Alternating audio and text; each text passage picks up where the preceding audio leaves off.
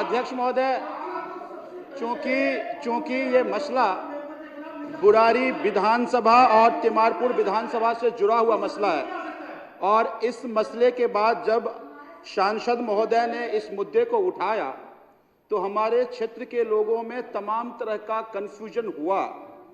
चूंकि ये गलत बयानी थी, फैक्ट को नहीं रखा और जो फैक्ट था उसके परे उन्होंने गलत एक एलिगेशन लगाया। मैं आपके माध्यम से दिल्ली की जनता को भी और अपने क्षेत्र की जनता को आश्वस्त करना चाहता हूं, क्योंकि ये फैक्ट लोगों के बीच में जाना बहुत जरूरी है। अगर ये फैक्ट लोगों के बीच में नहीं गया तो कई तरह की कंफ्यूजन होगा, क्योंकि उनके मकान पे टूटने पर तलवार लटका हुआ है।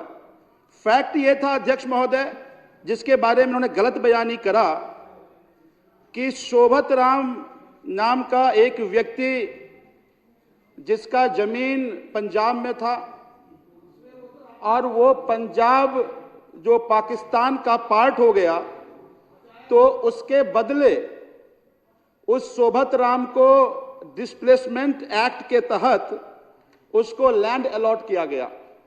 ये लैंड 1961 में बुरारी विधानसभा के झरोदा के इलाके में किया गया। उनके बेटे श्री रामचंद्र जी ने ये वहां पर उस लैंड का पोजीशन नहीं लिया। जब उन्होंने लैंड का पोजीशन नहीं लिया तो बाद में लैंड कमिश्नर ने उनके उस टाइटल को कैंसिल कर दिया और उसके बाद उनको मेहरौली में लैंड अलॉट किया गया। फिर मेहरौली में उनका म्यूटेशन भी हुआ और साथ में वहां पे उन्होंने पोजीशन लेकर के एग्रीकल्चर का काम भी शुरू किया। लेकिन वहां के लोग कोर्ट में गए, कोर्ट में इस बात का चैलेंज हुआ।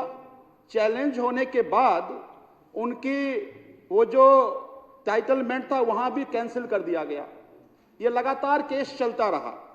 अब 1960 के बाद उसमें मैं डीएलआर एक्ट के तहत उस टाइम जो कोई जमीन वहां जोत रहा था, ये जानकारी हमारी जनता को होना चाहिए, क्या मिसकोट कर रहे हैं।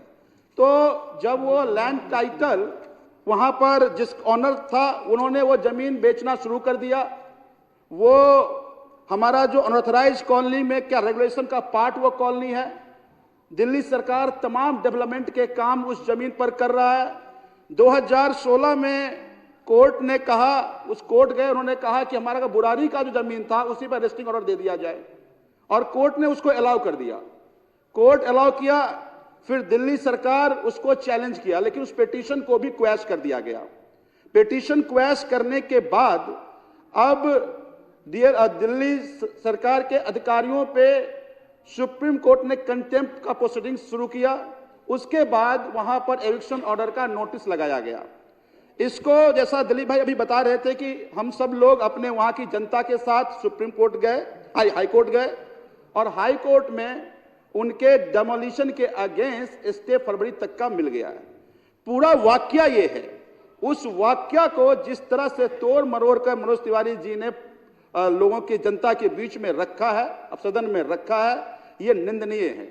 मुझे लगता है एक चुने हुए सांसद बिना फैक्ट को जाने हुए, बिना फैक्ट को समझे हुए अगर इस तरह से बात करते हैं तो दो ही बातें साबित होती है, या तो उनको कानून की समझ नहीं है या लोगों को गुमराह करते हैं, जो भारतीय जनता पार्टी का आदत रहा है। तो इसीलिए मैं मनोज तिवारी जी के लोकसभा में जो बयान था उसकी कड़ी निंदा करता हूं। मुझे लगता है कि इस तरह के राजनीति करके लोगों को गुमराह ना करें। धन्यवाद।